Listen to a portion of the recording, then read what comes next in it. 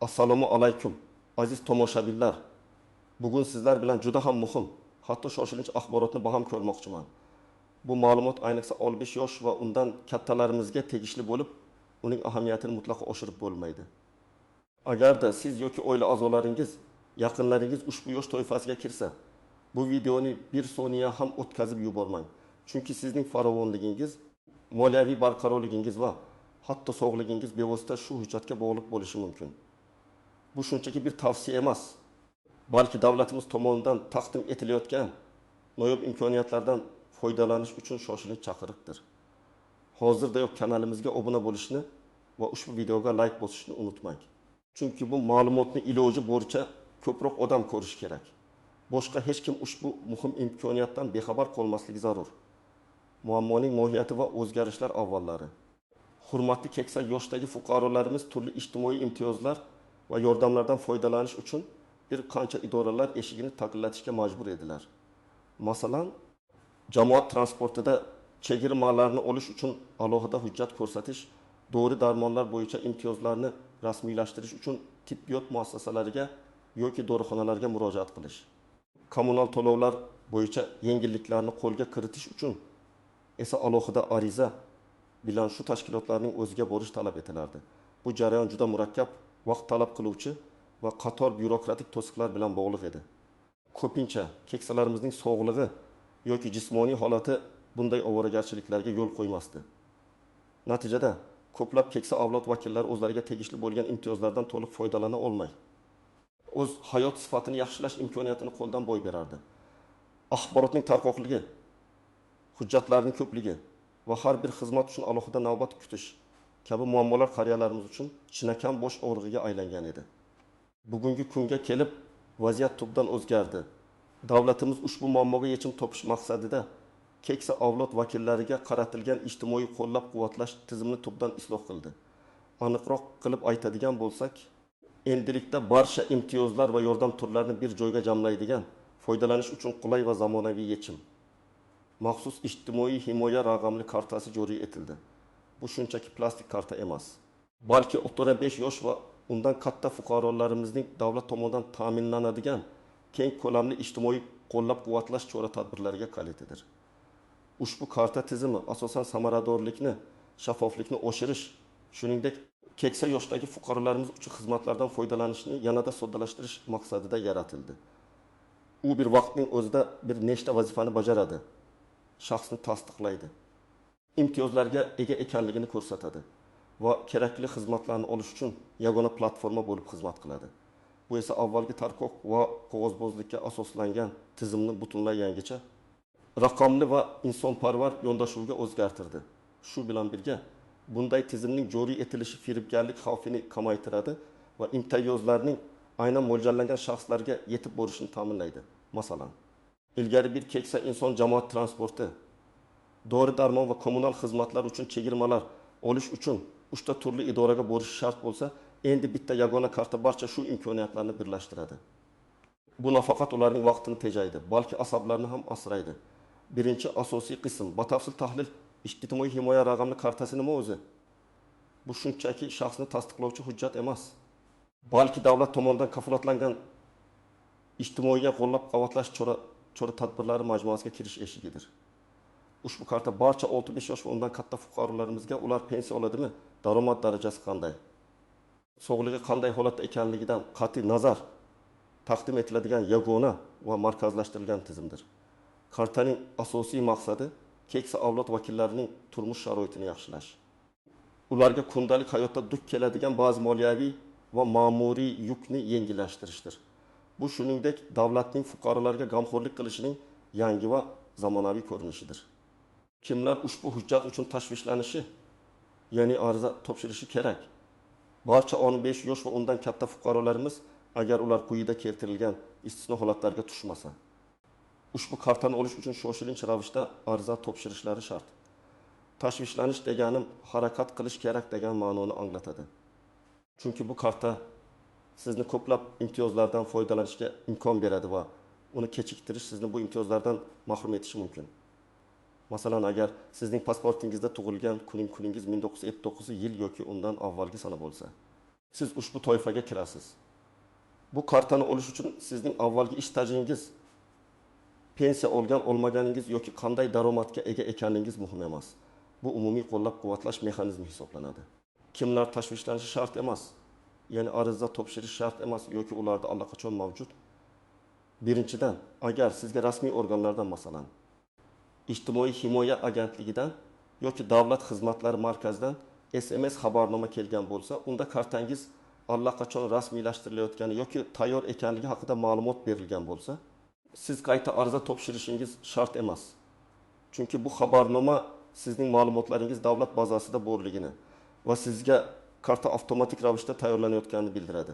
Ikkinchidan, juda yuqori daromadga ega bo'lgan ayrim istisno toifadagi fuqarolar, garchi 65 yoshdan oshganlar orasida bundaylar kam bo'lsa-da, bunday imkoniyat ham mavjud bo'lishi mumkin. Ushbu umumiy qo'llab-quvvatlash tizimga kiritilmasligi mumkin. Uchinchidan, agar siz allaqachon yuqoriroq darajadagi boshqa ijtimoiy yordam dasturlarining ishtirokchisi bo'lsangiz va bu dasturlar ushbu karta orqali beriladigan barcha imtiyozlarni o'z ichiga olgan bo'lsa, sizga qo'shimcha karta kerak bo'lmasligi mumkin.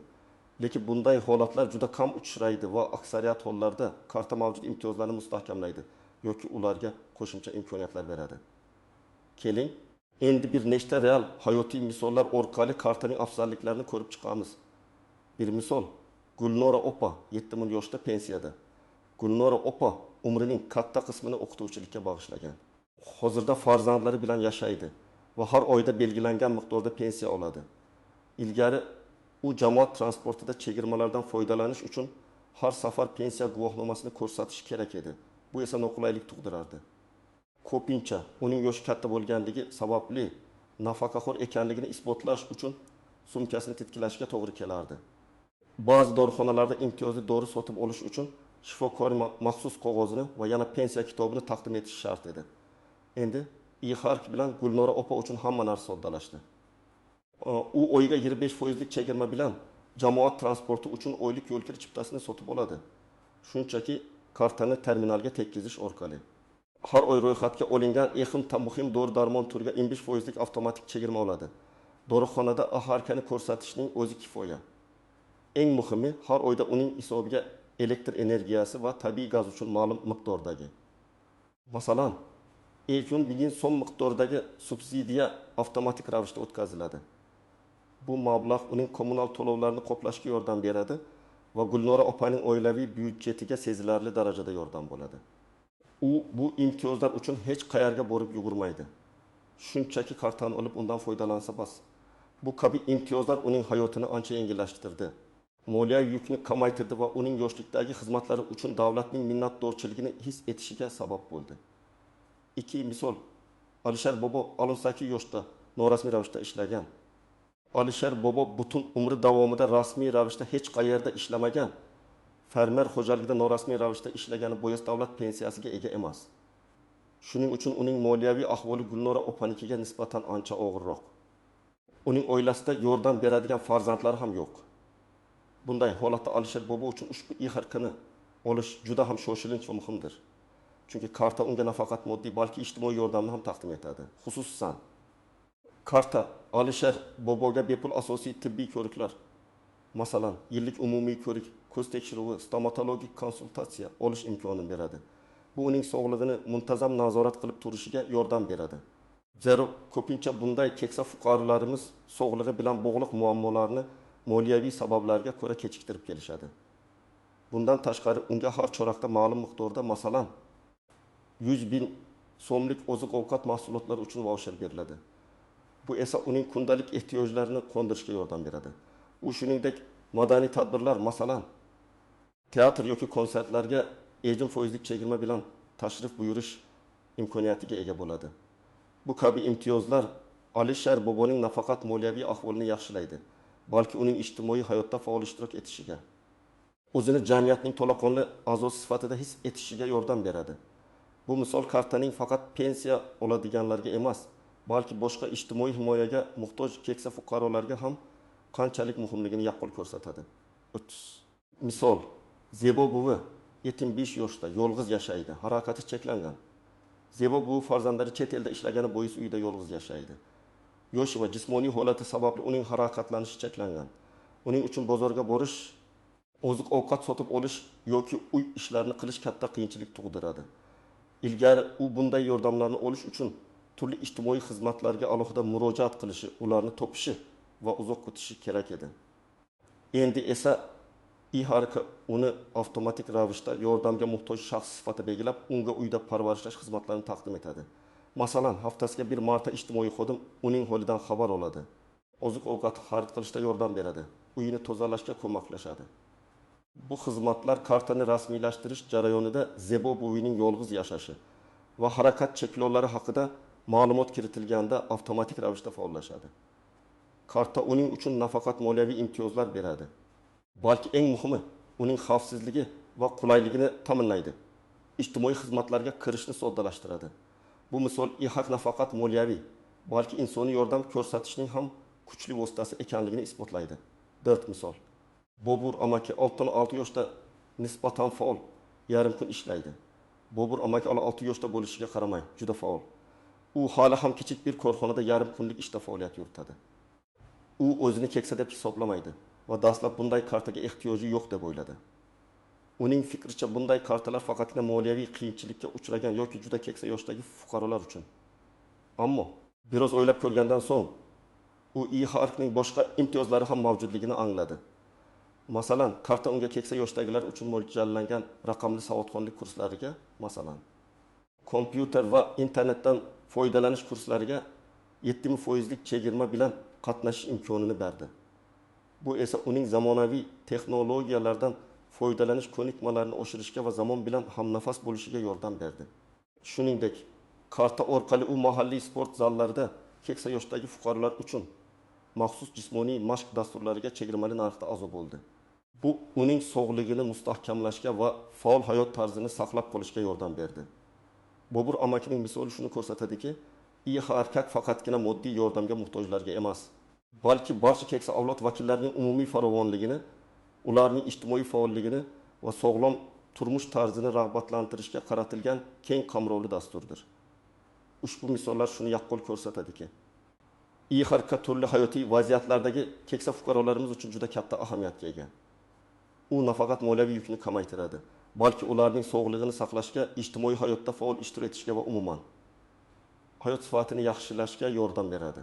Kartaning har bir imtiyozi sog'lom qarilikni rag'batlantirish, ijtimoiy inkluzivlikni ta'minlash, moliyaviy bosimni kamaytirish va asosiy xizmatlarga erkinlikni kafolatlash kabi chuqur sabablarga ega. Bundan tashqari, shuni ham ta'kidlash joizki, kartaning imtiyozlari dinamik bo'lib, kelajakda yangi turdagi yordam va chegirmalar bilan to'ldirilishi mumkin. Davlat har doim keksa avlod vakillarining ehtiyojlariga mos ravishda tizimni takomillashtirib boradi. Ikkinchi asosiy qism istisnolar, qiyinchiliklar va nozik jihatlar har qanday tizimda bo'lgani kabi. Ijtimoiy himoya raqamli kartasi tizimida ham ba'zi istisnolar, e'tibor berish lozim bo'lgan qiyinchiliklar va nozik jihatlar mavjud. Ularni bilish sizning arizangizni muvaffaqiyatli topshirishingiz va imtiyozlardan samarali foydalanishingiz uchun juda muhimdir. Istisno holatlar 1. Avtomatik rasmiylashtirish. Yuqorida aytib o'tganimizdek, ba'zi toifadagi fuqarolar uchun, masalan, mavjud pensiya oluvchilar, urush va mehnat faxriylari yoki davlat mukofotlari sohiblari uchun IHRK avtomatik ravishda rasmiylashtirilishi mumkin. Bunday hollarda sizga ijtimoiy himoya agentligi yoki davlat xizmatlari markazidan maxsus SMS xabarnoma yoki pochta orqali xat keladi.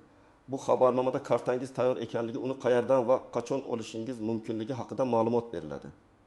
Agar siz shunday xabarnoma olgan bo'lsangiz, demak sizga qayta ariza topshirishingiz shart emas. Lekin baribir kartani o'z vaqtida olib, faollashtirishingiz lozim. 2 vaqtinchalik rezidentlar. Ayshak faqatgina O'zbekiston Respublikasida doimiy yashovchi, propiska yoki doimiy ro'yxatdan o'tgan fuqarolarimizga beriladi. Agar siz 65 yoshdan oshgan bo'lsangizda, lekin O'zbekistonda vaqtinchalik yashayotgan chet el fuqarosi bo'lsangiz yoki doimiy ro'yxatdan o'tmagan bo'lsangiz, ushbu kartani olishga haqli emassiz. Kartaning maqsadi mamlakatning doimiy rezidentlarini ijtimoiy himoya qilishdir. 30. Davlat muassasalarida yashovchilar. Agar siz davlat tomonidan to'liq ta'minlanadigan qariyalar uylari, nogironlar uylari kabi ijtimoiy muassasalarda doimiy ravishda yashayotgan bo'lsangiz, sizga shaxsiy karta berilmasligi mumkin. Bunday hollarda barcha ijtimoiy imtiyozlar va xizmatlar bevosita muassasa tomonidan ta'minlanadi va sizga alohida kartaning hojati qolmaydi. Lekin bu holat fuqarolarimiz shaxsiy karta olishlari kerak bo'ladi. Qiyinchiliklar, pitfallar, bir eski ma'lumotlar. Eng ko'p uchraydigan muammolardan biri bu fuqaroning shaxsiy ma'lumotlarining eskirganligi. Agar sizning pasportingiz, manzilingiz yoki oilaviy ahvolingiz haqidagi ma'lumotlar Davlat xizmatlari markazi yoki fuqarolik holati davlatnomalarini qayd etish FHDYga bo'limlardagi ma'lumotlar bazasida yangilanmagan bo'lsa, bu ariza jarayonini sezilarli darajada kechiktirishi mumkin. Shuning uchun ariza topshirishdan avval barcha shaxsiy ma'lumotlaringizning to'g'riligini va yangilanganligini tekshirish juda muhimdir. Masalan, pasportingiz muddati o'tmaganmi? Yashash manzilingiz to'g'ri ko'rsatilganmi? 2. Noto'g'ri ariza to'ldirish. Ariza shaklini noto'g'ri to'ldirish yoki talab qilingan hujjatlardan birontasini taqdim etmaslik ham arizaning rad etilishiga yoki kechikishiga sabab bo'lishi mumkin.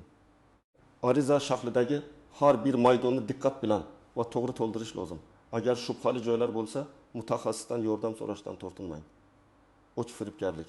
Afsuski, har qanday yangi tizim joriy etilganda firibgarlar ham faollashadi. Sizga kartani tezroq rasmiylashtirishda yordam beramiz deb yuqori to'lov talab qiluvchi shaxslardan ehtiyot bo'ling. E-harfni rasmiylashtirish jarayoni mutlaqo bepuldir va faqatgina rasmiy kanallar DXMY Gobuz orqali amalga oshiriladi. Hech qachon shaxsiy ma'lumotlaringizni yoki karta ma'lumotlaringizni shubhali shaxslarga bermang. Davlat tomonidan tasdiqlangan yagona portallar yoki markazlarga murojaat qiling. 4.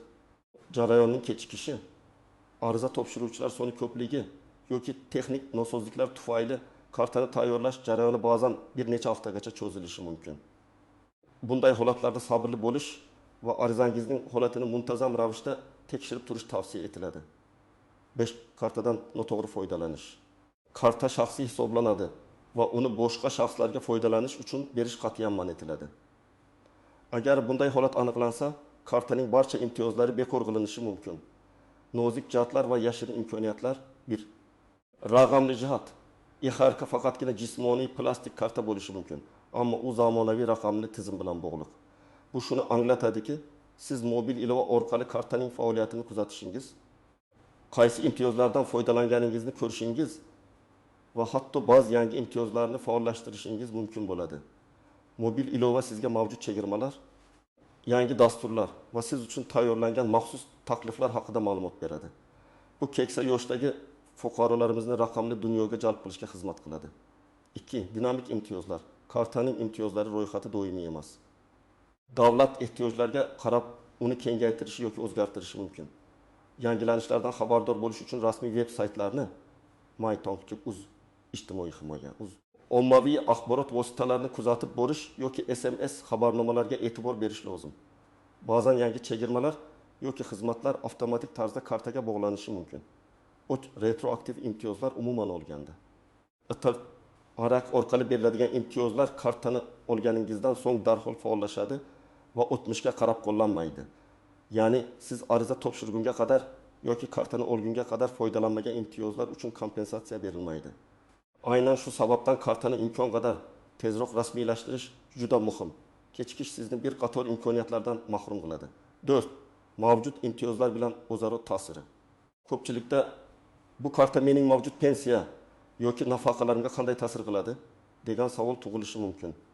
Asosan e-harf mavjud pensiya yoki nafaqalaringizni bekor qilmaydi. Aksincha, ular e-harf orqali beriladigan qo'shimcha imtiyozlar bilan to'ldiriladi va sizning ijtimoiy himoyangizni yanada kuchaytiradi.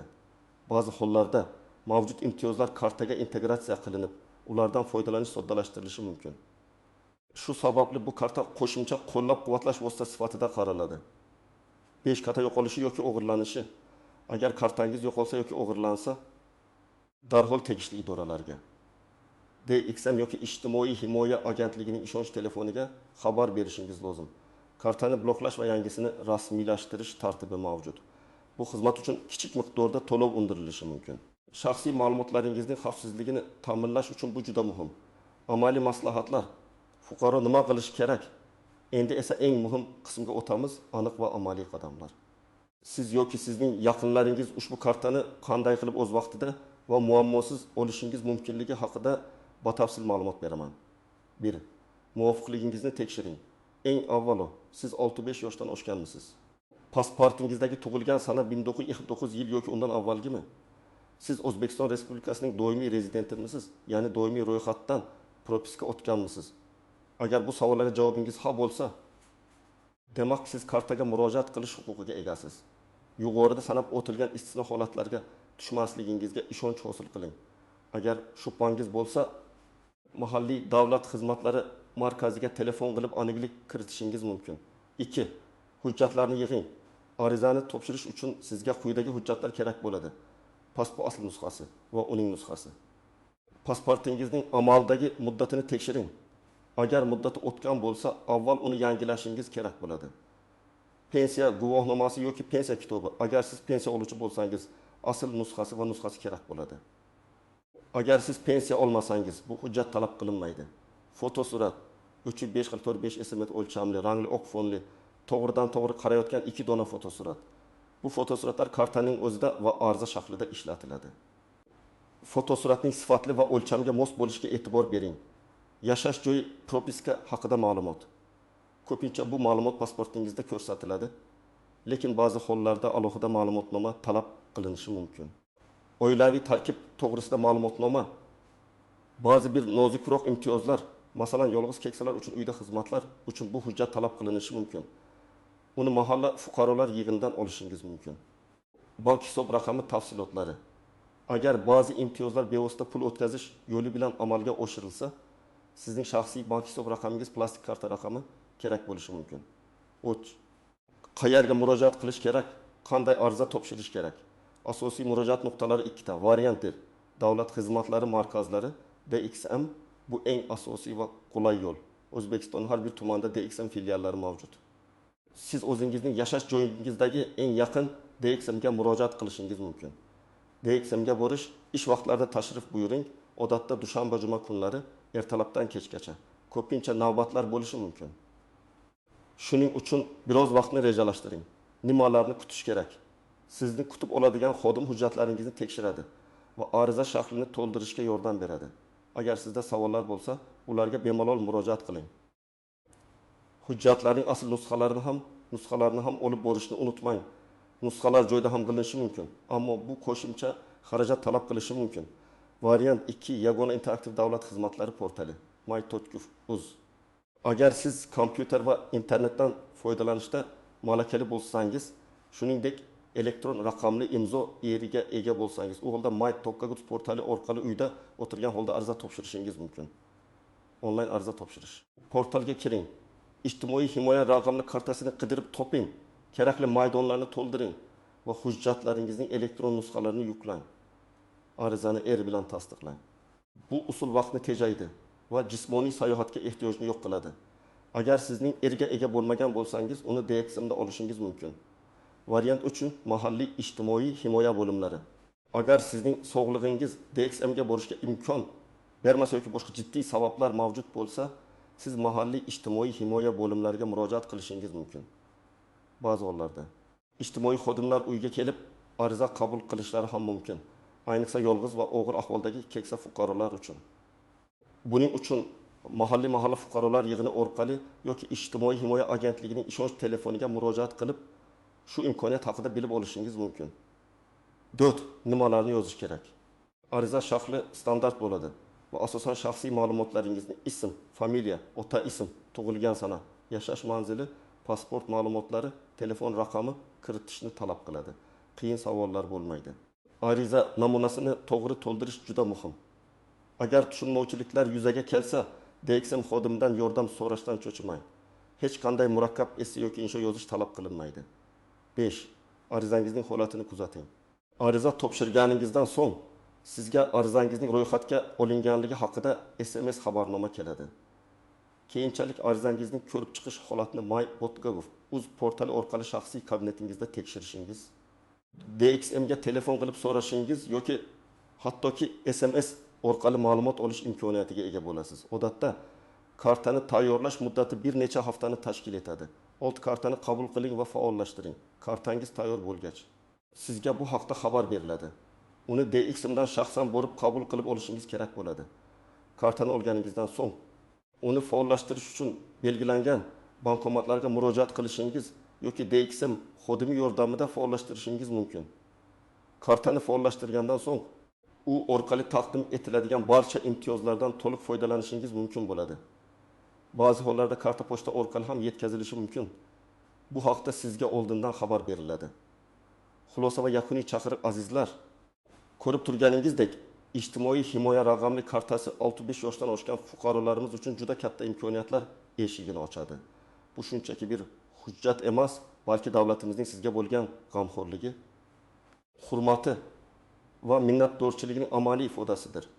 U sizning hayotingizni yengillashtirish, farovonligingizni oshirish, sog'ligingizni saqlash va ijtimoiy hayotda faol ishtirok etishingiz uchun yaratilgan. Uni olishni kechiktirish sizni ko'plab moliyaviy yengilliklardan, tibbiy xizmatlardan va boshqa ijtimoiy dasturlardan mahrum etishi mumkin. Har bir kechiktirilgan kun bu sizga tegishli bo'lgan imtiyozlardan foydalana olmaslik demakdir. Shu bois agar siz ushbu yosh toifasiga kirsangiz yoki sizning yaqinlaringiz, ota-onangiz, bu bobolaringiz bo'lsa, darhol harakat qiling. Ularga bu muhim ma'lumotni yetkazing. Ariza topshirishda yordam bering. Ularning yuzlaridagi tabassum, farovonligi bu bizning eng katta boyligimizdir. O'z fikr va savollaringizni izohlarda yozib qoldiring. Men ularning har biriga javob berishga harakat qilaman. Ushbu videoni imkon qadar ko'proq odamga yetkazish uchun like bosing va kanalimizga obuna bo'lishni unutmang. Unutmang, bu ma'lumot minglab, balki millionlab keksa avlod vakillarimizning hayotini yaxshilashga yordam berishi mumkin. Birgalikda harakat qilib, ularning hayotini yanada mazmunli va qulay qilaylik. Keyingi videolarda ko'rishguncha xayr, salomat bo'ling.